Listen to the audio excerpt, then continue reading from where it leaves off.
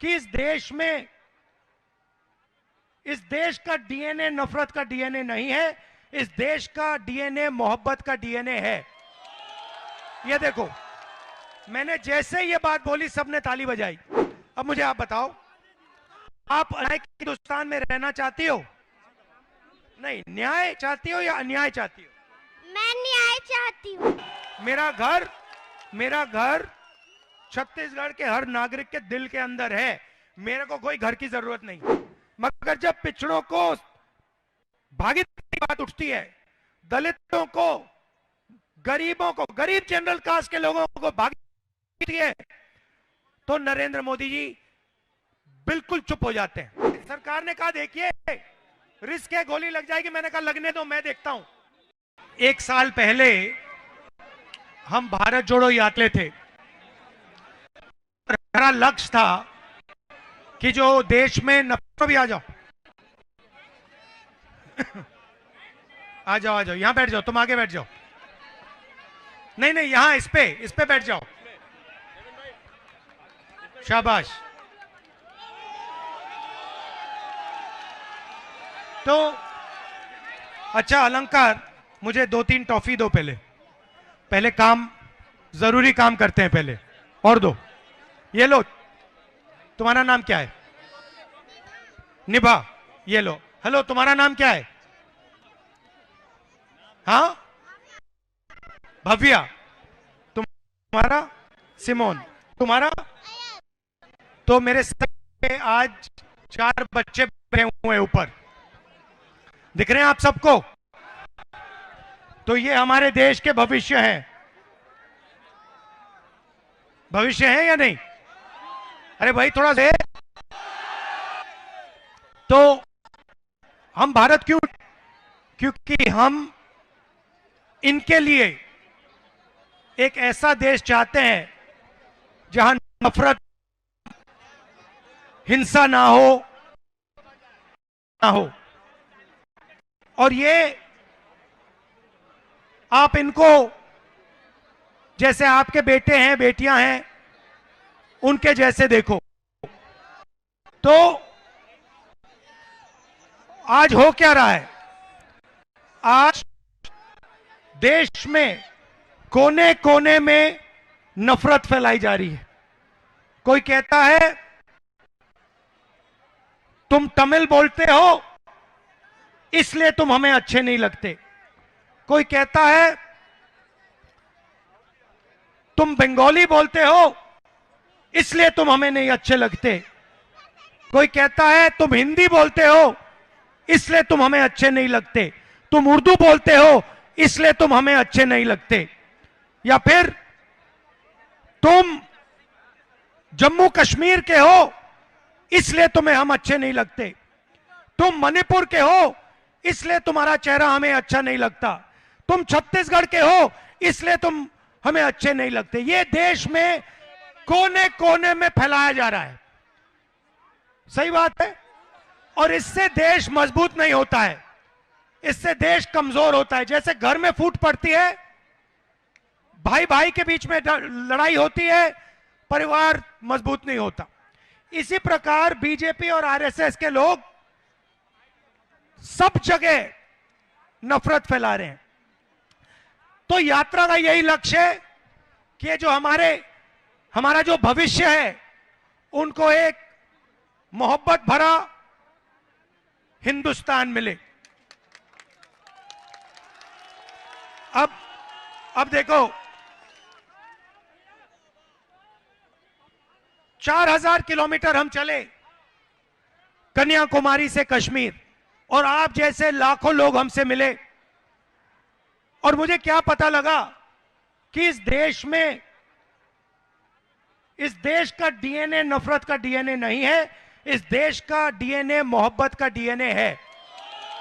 ये देखो, मैंने जैसे ये बात बोली सबने ताली बजाई, क्योंकि ये देश मोहब्बत का है, भाईचारे का देश है। इसमें अलग अलग तरीके के लोग रहते हैं, अलग जात के लोग, अलग सोच के लोग, और सब मिलकर प्यार से रहते हैं। अब पिछले साल क्या हुआ, बहुत सारे लोग हमारे पास आए, उन्होंने कहा देखिए आप कन्याकुमारी से कश्मीर चल लिए, 4000 किलोमीटर आप लोगों से मिले, लोगों से आपने बात की, उनकी जो मुश्किलें हैं वो समझी, मगर आप छत्तीसगढ़ तो नहीं आए, आप मणिपुर तो नहीं आए, आप साउथ से नॉर्थ चले, मगर मणिपुर, नॉर्थ ईस्ट, उड़ीसा, छत्तीसगढ़, झारखंड इधर तो आए नहीं। इसलिए हमने दूसरी भारत जोड़ो यात्रा शुरू से लेकर महाराष्ट्र, और इसलिए मैं आपके आज सामने खड़ा हूं। अब इसमें हमने न्याय सब जोड़ दिया, हमने इसको भारत जोड़ो न्याय यात्रा कहा है। क्यों? क्योंकि हमें पता लगा जो हिंसा, नफरत फैल रही है वो अन्याय के कारण फैल रही है। अगर आप मुझसे पूछते कि पहली भारत जोड़ो यात्रा में आपने क्या समझा, तो मैं आपको बताऊं, फैला रही है, उसका कारण देश में अन्याय है। किस प्रकार का अन्याय? आर्थिक अन्याय, सामाजिक अन्याय, किसानों के खिलाफ अन्याय, मजदूरों के खिलाफ अन्याय, महिलाओं, ये 5 तरीके के अन्याय देश में आपको सब जगह मिलेंगे। आप भाषण देने से डरती तो नहीं हो ना, घबराती तो नहीं हो ना? अच्छा, आप थोड़ा, अब मुझे आप बताओ, आप अन्याय के हिंदुस्तान में रहना चाहती हो? नहीं, न्याय चाहती हो या अन्याय चाहती हो? मैं न्याय चाहती हूँ। आप हिंसा का हिंदुस्तान चाहती हो, नफरत का हिंदुस्तान चाहती हो, या मोहब्बत का हिंदुस्तान चाहती हो? मैं मोहब्बत का हिंदुस्तान चाहती हूँ। आप मोहब्बत का हिंदुस्तान क्यों चाहती हैं? क्योंकि मुझे अपने भारत देश से बहुत प्यार है। ये देखो कि देखो कितनी मैं अपने देश में नफरत नहीं चाहती हूं, क्योंकि मैं अपने देश से प्यार करती हूं। तो कितनी साल की हो तुम बेटा? 10 साल की बच्ची ने कहा कि जो लोग देश में नफरत फैलाते हैं वो देश प्रेमी नहीं है। ये देखिए, इसने सीधा कह दिया 2 मिनट में। अच्छा, अब मुझे बताओ, बड़ी होके क्या बनना चाहती हो? मैं बड़ी होके एक पुलिस ऑफिसर बनना चाहती हूँ। और आप बड़ी होके क्या बनना चाहती हो? डॉक्टर। डॉक्टर। और आप क्या करना चाहते हो? मैं आर्मी बनना चाहता हूँ। आर्मी बनना चाहते हो, आर्मी में जाना चाहते हो? जाना चाहता हूँ। आपने अग्निवीर योजना का नाम सुना है? हाँ। सुना है? हाँ। समझाओ मुझे, ये अग्निवीर क्या है? फंस गए, मैं समझाता हूं तुम्हें, घबराना नहीं है। यहां पे ये तुम्हारा घर है, ठीक है, ये तुम्हारा परिवार है, ये तो मैं तुम्हें अग्निवीर समझाता हूं। इधर देखो, पहले क्या होता था, पहले तुम्हारे जैसे बच्चे कहते थे मैं आर्मी में जाना चाहता हूं, और आर्मी उनका सिलेक्शन करती थी और फिर उनकी रक्षा करती थी, उनकी देखभाल करती थी। पूरी जिंदगी के लिए आर्मी उन लोगों की रक्षा करती थी, सही? अब अग्निवीर योजना मोदी जी लाए हैं, बीजेपी लाई है, उसमें उन्होंने कहा कि हम 4 साल के लिए युवाओं को सेना में लेंगे। 4 साल के बाद 3 में से 4 बच्चों को, युवाओं को हम वापस घर भेज देंगे। उनकी कोई रक्षा होगी, उनकी कोई देखभाल नहीं होगी। जो 4 में से 1 सेना में रहेगा उसकी हम देखभाल करेंगे। अब मजे की बात समझो, अगर अग्निवीर को चाइना बॉर्डर पे गोली लग जाती है और अगर वो शहीद हो जाता है तो अग्निवीर को शहीद का दर्जा नहीं दिया जाएगा। समझे बेटा? समझे?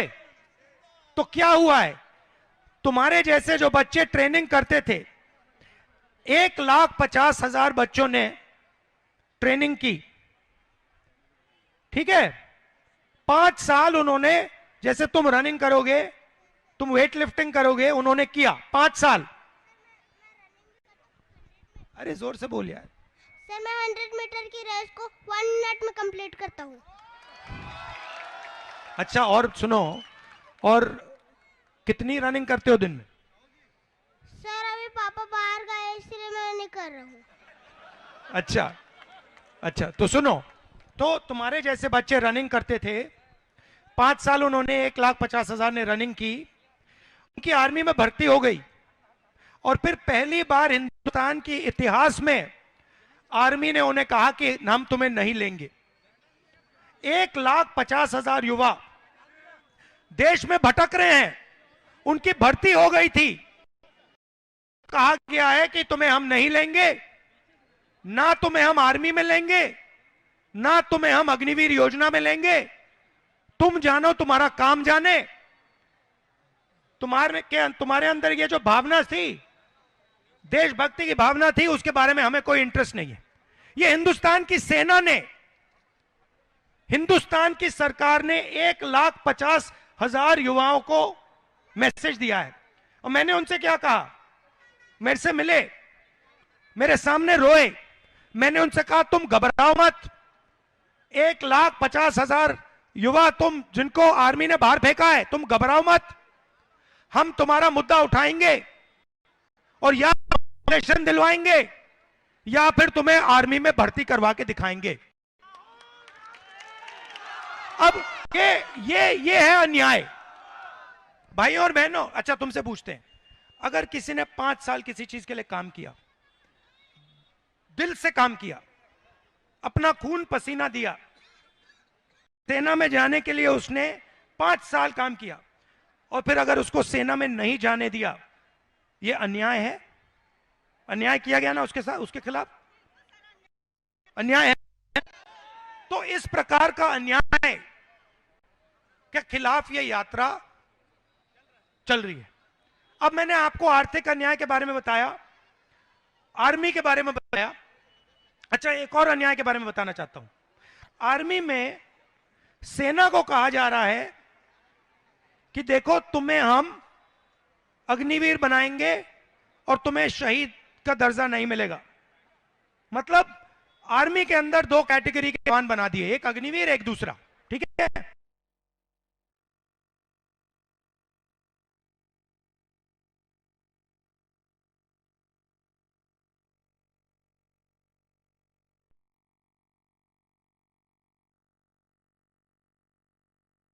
कि कंपनियां से खरीदे जा रहे हैं। आप ये बात जानते हो? नहीं। हिंदुस्तान ने ड्रोन खरीदा, कॉन्ट्रैक्ट अडानी जी की कंपनी को गया। हिंदुस्तान ने राइफल खरीदी, कॉन्ट्रैक्ट अडानी जी की कंपनी को गया। हिंदुस्तान पहले राइफल बनाता था, ऑर्डिनेंस फैक्ट्री बनाती थी, उधर से कॉन्ट्रैक्ट, पब्लिक सेक्टर यूनिट से कॉन्ट्रैक्ट छीनकर अडानी जी की कंपनी को दिया गया। लिस्ट है भैया, एक के बाद एक, एक के बाद एक, एक के बाद एक। अडानी को हिंदुस्तान की रक्षा के लिए जो वो सारा का सारा, सारे के सारे कॉन्ट्रैक्ट अडानी जी को दिए जा रहे। मैंने इसके बारे में भाषण दे दिया, पार्लियामेंट हाउस में मैंने दे दिया भाषण। मुझे पार्लियामेंट से हटा दिया, मेरी लोकसभा की मेंबरशिप रद्द कर दी, मेरा घर ले लिया। मैंने उनसे कहा देखो घर ले लो, मुझे कोई फर्क नहीं पड़ता, ले लो अपना घर, मुझे नहीं घर चाहिए। मेरे पास हिंदुस्तान में लाखों घर हैं, छत्तीसगढ़ में लाख घर हैं। मेरा घर छत्तीसगढ़ के हर नागरिक के दिल के अंदर है, मेरे को कोई घर की जरूरत नहीं। तो ये देखो, ये हुआ आर्थिक अन्याय। अब मैं आपको सामाजिक अन्याय के बारे में बोलना चाहता हूं। हम आदिवासी कहते हैं, बीजेपी ने इनके लिए न्याय डाला, वनवासी। आदिवासी का मतलब वो लोग जो सबसे पहले मालिक थे। हम कहते हैं आदिवासियों को कि भैया आप देश के सबसे पहले मालिक हो। उन्होंने उनका नाम बदल दिया, कहते हैं तुम आदिवासी नहीं हो, तुम वनवासी हो। तुम पहले पहले मालिक नहीं हो, तुम वो लोग हो जो जंगल में रहते हो। बात समझ आई?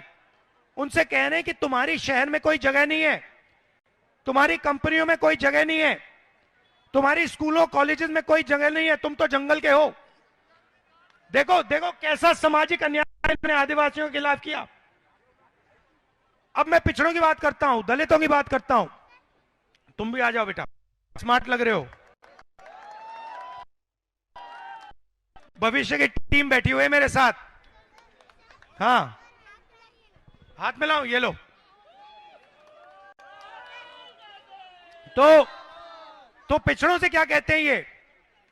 मैंने कहा, पार्लियामेंट हाउस में कहा, देखिए ऐसे करते हैं, देश को पता होना चाहिए इस देश में दलित कितने, आदिवासी कितने, पिछड़े कितने। ये क्यों जरूरी है भैया? ये क्यों पता होना चाहिए, बताओ मुझे। नहीं नहीं, आप, नाम क्या आपका? आप पिताजी, आप मुझे बताओ कि ये पता लगाना कि इस देश में पिछड़े कितने हैं, दलित कितने हैं, आदिवासी कितने हैं, जनरल कास्ट के कितने, जरूरी क्यों है?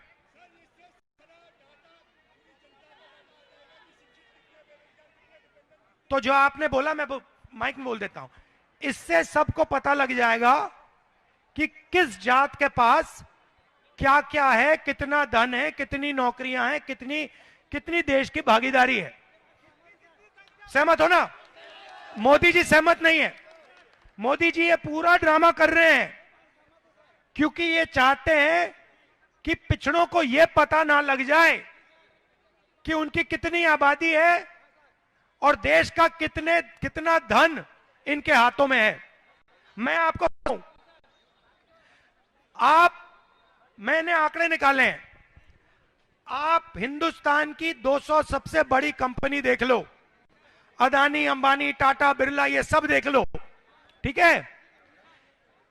इसका ना एक मालिक, ना एक मैनेजमेंट टीम का व्यक्ति पिछड़ा है, दलित है, आदिवासी है। इसमें कोई पिछड़ा नहीं है, कोई दलित नहीं है, कोई आदिवासी नहीं है। की बात करते हैं, मगर जब पिछड़ों को भागीदारी की बात उठती है, दलितों को, गरीबों को, गरीब जनरल कास्ट के लोगों को भागीदारी है, तो नरेंद्र मोदी जी बिल्कुल चुप हो जाते हैं। मैंने कहा कि जाति जनगणना करवानी है। नरेंद्र मोदी जी कहते हैं, भैया इस देश में तो जाति नहीं है, सिर्फ दो जाते हैं, एक गरीब है, एक अमीर है। पहले कहते थे मैं ओबीसी हूं, मैं नरेंद्र मोदी हूं, मैं ओबीसी हूं, आप कहते हैं दो ही जाते हैं। क्यों? क्योंकि राहुल गांधी ने कहा कि जाति जनगणना होनी चाहिए, पता लगाना चाहिए पिछड़े कितने, दलित कितने, आदिवासी कितने। तो यह हुआ सामाजिक अन्याय। किसानों की बात आपने देखी है।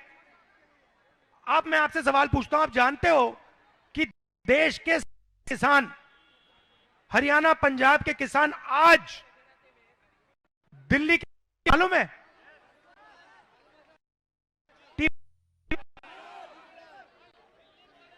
तो उनके खिलाफ अन्याय हो रहा है, मजदूरों के खिलाफ अन्याय हो रहा है, पब्लिक सेक्टर के खिलाफ अन्याय हो रहा है, ड्राइवरों के खिलाफ अन्याय हो रहा है। ट्रक ड्राइवर्स के साथ इन्होंने पता है क्या किया? जानते हो क्या किया? बिना पूछे 10 लाख रुपए जुर्माना सीधा ट्रक ड्राइवर से। हाँ, तो जहां भी देखो ये करते रहते हैं। मणिपुर को जला दिया, भाइयों और बहनों, में मणिपुर गया, वहां पे आग लगी हुई है, वहां पे भाई भाई को गोली मार रहा है, कोई सरकार नहीं दिख रही वहां पे, और प्रधानमंत्री आज तक मणिपुर नहीं गए। हजारों लोग वहां, घर जल गए, लोग मारे गए, आज तक चल रहा है, वो हो गया। मैं आपको बताता हूं, मैं गया वहां पे, एक मेती और एक कुकी समाज है।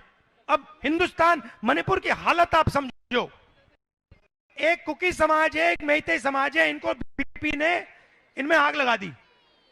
मैं गया, कोई राजनेता वहां नहीं गया, वहां गोली चल रही है, मैं वहां गया, सरकार ने कहा देखिए रिस्क है, गोली लग जाएगी। मैंने कहा लगने दो, मैं देखता हूं। ठीक है, उसके बाद मैं गया, ठहर जाओ, मैं गया, मेती समाज ने मुझे बुलाया और कुकी समाज ने मुझे बुलाया। सुनो, डिस्टर्ब मत करो। मेती समाज ने बुलाया, कुकी समाज ने बुलाया। जैसे ही मैं मेतियों के पास गया, उन्होंने कहा देखिए आपको हम चाहते हैं, मगर ये सिक्योरिटी वाले दिख रहे हैं, अगर आपकी सिक्योरिटी में कुकी समाज का हमें कोई मिल गया तो हम उसे वहीं गोली मार देंगे। हमने अपनी सिक्योरिटी में से कुकी समाज के लोगों को निकाला, फिर हम अंदर गए। उसके बाद उनके मिलने के बाद हम कुकी समाज के पास गए, उन्होंने भी हमें बुलाया। जैसे हम उनके पास पहुंचे, वो हमें कहते हैं देखिए आप आइए, मगर आपकी सिक्योरिटी में मेते समाज का कोई मिला उसे हम गोली से उड़ा देंगे। आप मेते समाज के लोगों को अपनी सिक्योरिटी से उतारो। हमने मेते समाज के लोगों को अपनी सिक्योरिटी से उतारा, तब हम अंदर गए। मतलब सरकार का वहां कोई कंट्रोल नहीं है, कोई कंट्रोल नहीं है। वहां पे सिविल वॉर युद्ध चल रहा है। ना मोदी जी गए, ना बीजेपी का वहां कोई नेता जा पा रहा है। आग लगी हुई है। क्यों? क्योंकि औरत फैला दी, एक दूसरे को लड़ा दिया, जला दिया। और ये काम ये राजनीति करते हैं, क्योंकि आपकी का पैसा है जो आप दे रहे हो, वो आपके जेब में से लोगों के जेब में चला जाए। आपका नाम क्या है? ये जो हाँ, आपका नाम प्रवीण गुप्ती। ये आपने शर्ट खरीदी ना? प्रवीण गुप्ता जी, आप खरीदी, ये कितने की खरीदी आपने? 340 रुपए की खरीदी। आपके जेब से गया, सही बात है। अब मुझे बताओ गुप्ता जी, अगर यही शर्ट अदानी जी ने खरीदी होती, उनके जेब में से कितना जीएसटी जाता? उतना ही आता जितना आपके जेब से गया ना। ये न्याय है या अन्याय है? आप अरबपति थोड़ी हो। आपके जेब में से जितना जा रहा है उतना अदानी की जेब में से जा रहा है। आप टैक्स भर रहे हो, जीएसटी भर रहे हो, सारे के सारे गरीब से गरीब व्यक्ति। गुप्ता जी तो दुकान चलाते हैं, अक्षय गुप्ता जी दुकान चलाते, थोड़ा पैसा है इनके पास। मगर अगर मजदूर, देश का सबसे गरीब मजदूर यही शर्ट खरीदे, उसके जेब में से भी 18% जाएंगे। यह अन्याय हो रहा है। और वो अगर ठीक है, अगर पैसा गुप्ता जी की दुकान को चलाने के लिए जाता, और गुप्ता जी अगर 10, 15, 20 लोगों को रोजगार दे पाते तो वो अलग बात। यहां क्या हो रहा है, सारे के सारे लोगों से पैसा जा रहा है अदानी जी की जेब में। भैया मुझे फोन देना है, ये फोन जो है ना चाइना का है, ठीक है। इस फोन को यहां हिंदुस्तान में अंबानी जैसे व्यक्ति ने बेचा है, सही? अब देखो, अंबानी ने बेचा है, अदानी ने बेचा है। इस फोन से चाइना के युवाओं को रोजगार मिला। इस फोन से हमारे एक भी, मैं देखता हूं इसे, मेड इन रिकॉर्डिंग चालू है, शाबाश। इसमें ये मेड इन चाइना फोन है, इससे चाइना के युवाओं को रोजगार मिला। अंबानी को पैसा मिला और चाइना के युवाओं को पैसा मिला। चाइना के प्रोडक्ट को अंबानी ने इधर बेचा और उसको पैसा मिला, दोनों को। मैं चाहता हूं कि सबसे पहले ये जो फोन बने, ये छत्तीसगढ़ में बने, यहां पे, ठीक है। और ये गुप्ता जी जो बैठे हैं, एक दिन ये सोचे कि यार मैं अब दुकान चलने से थक गया हूं, मुझे दुकान नहीं चलानी, मुझे सेल फोन बनाना है। फैक्ट्री खोले और हिंदुस्तान के बैंक इनको बैंक लोन दें और ये चाइना से कंपटीशन करें। आज अगर ये सपना देखें कि ये बैंक से मतलब सेलफोन बनाने के लिए पैसा लेना चाहते हैं, इनको धक्के मार के बैंक बाहर फेंक देगा, कहेगा भैया हम तो अडानी को पैसा देते हैं, आपको नहीं देंगे। तो ये चल रहा है देश में। अब दुख की बात क्या है, दुख की बात क्या है कि मीडिया में आपको यह नहीं दिखेगा, नहीं दिखेगा। किसान मर जाए, छोटे व्यापारी मर जाए, छोटे बिजनेस वाले मर जाए, मजदूर मर जाए, आपको मीडिया में नहीं दिखेगा। मीडिया में आपको क्या दिखेगा? अदानी जी के बच्चों की शादी, अंबानी जी के बच्चों की शादी, उसमें आपको ऐश्वर्या राय जी नाचती हुई दिखेंगी, अमिताभ बच्चन जी वहां पर दिखेंगे, आपको वर्ल्ड कप दिखेगा। सही बात है, आपको वर्ल्ड कप दिखेगा, वर्ल्ड कप में क्रिकेट चलेगा, वो भी भैया अडानी का अंबानी का। तो सब जगह आपको ये बड़े बड़े उद्योगपति, 3-4 बड़े बड़े उद्योगपति दिखेंगे, आपको चाइना का पूरे देश में माल दिखेगा, आपको बेरोजगारी दिखेगी, आपको भूखे लोग दिखेंगे, आपके छोटे बिजनेस वाले वो सब खत्म हो रहे हैं। डिमोनेटाइजेशन, जीएसटी जो किया, इसलिए भाइयों और बहनों हम सीधा आपके पास आ गए। मीडिया हमारी बात नहीं उठाती, इसलिए हम आए आपके पास कि भैया जनता सीधी सुन लेगी बात। अब आप बच्चों का मैं धन्यवाद करना चाहता हूं। अच्छा, अब आप दो तीन शब्द कहेंगी? चलो चलो चलो, कहना है, करना नहीं है, 2-3 जो भी दिल में आए। अच्छा, अपने भाई के बारे में, आपका भाई कैसा है? भाई नहीं, अच्छा, मामा पापा क्या करते हैं? मेरी मम्मी एक टीचर है और मेरे पापा एक दुकान चलाते हैं। किस चीज की दुकान है? मेरे पापा एक कहते हैं मोहब्बत की दुकान है। तो अंत में यही कहने आया हूं, देखिए हम नफरत के बाजार में